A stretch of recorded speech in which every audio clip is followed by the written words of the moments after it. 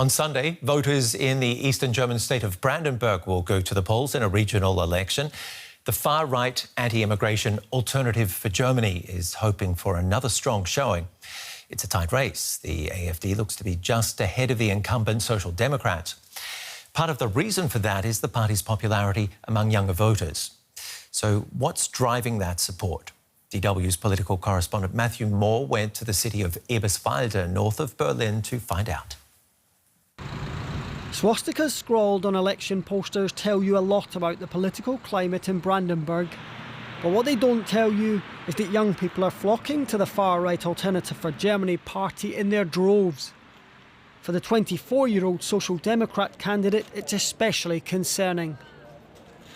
It's frightening. Even if you're a young person yourself, you have to rub your eyes a bit as a Social Democrat. Kurt Fischer has sent a letter to every first-time voter in his constituency inviting them to a barbecue. Come by, we can sit down and talk about the election. He concedes that online campaigning presents challenges for parties in the centre. It's also a question of brevity abbreviation, so it's relatively difficult to get through with facts if you have to break it down to a 30-second video. This is what he's up against. The AfD floods social media with AI-generated videos depicting a vision of white Germans under threat from foreigners. Its youth wing produced this Candy Crush-style game called Save Germany. Players are encouraged to deport dark-skinned men. Despite the fact that 1 in 3 young people here are expected to vote for the AfD, finding them is not so easy. Others have their own idea on the far-right's appeal. I suspect it's because the AfD offers simple solutions to complex issues. Lack of education and fear of the unknown. Out of town, the AfD candidate is enjoying the attention of some school students. He dismissed accusations that the party uses racist dog whistles in adverts targeting young people.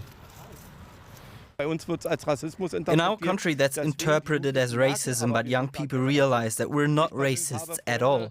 I personally had friends with dark skin color in Berlin before I joined the AfD. That means racism is a political smear, and we as the AfD don't accept that anyway.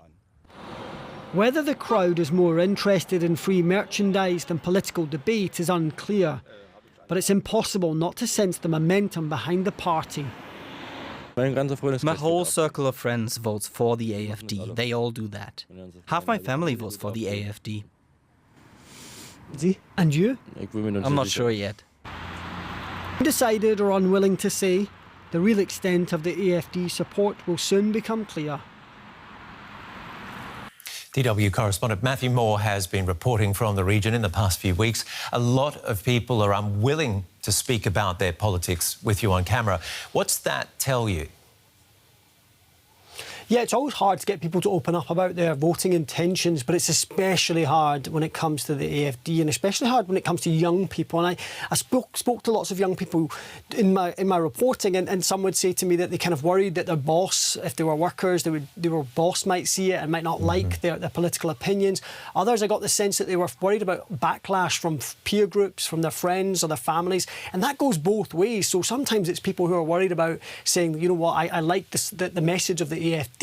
And also some people who maybe say that they have problems with the AfD. So there was kind of a sense really that actually the political climate is very tense right now in Brandenburg, but also among young people I got the sense that they have like their whole lives ahead of them, and they don't want to kind of say anything that might jeopardise their future chances. And that's in contrast, in my experience, to older people who can really kind of weigh up the risks involved with saying, you know, yeah, I'm going to vote for the AfD or not. What do you make of people from eastern parts who've told me they voted AfD to signal their disappointment with the government? I mean, that's not a surprise to me, Ben, because when I've been speaking to people, that's one of the things that comes up. And there is a general frustration right now across the country with the government in Berlin because its approval ratings are really bad. I think they're at 84% disapproval ratings. And that feeds into a kind of sense of frustration, and that's helping the AfD. People, you know, young people say to me, yeah, do you know what, it's an alternative. That's, if nothing else, it's an alternative. There's a fresh start because this is a party that's never been in power, that's never really had a chance. And so they see it as a kind of an opportunity opportunity for a fresh start. You also hear about other big issues, though, things like Corona. This is young people who've gone through Corona. They're experiencing the war in Europe, in Ukraine right now, and there's a sense of uncertainty. And so they're kind of flocking to parties that offer them promises of easy solutions to complicated problems, as people said to me on the campaign trail. And also social media. The AfD is very, very strong on TikTok, on Twitter, and on these Instagram platforms, the platforms that young people are using. And that's in contrast to the other parties who have not really got a grip on that. And so the AfD is flooding it with provocative messages, and young people are consuming that, and it's building, it's really kind of helping them shape their worldview, Ben. And a lot of older Germans from eastern parts are fed up, or say they feel left behind by politicians in the West. So is this party, tell me, in a position to gain long-term traction?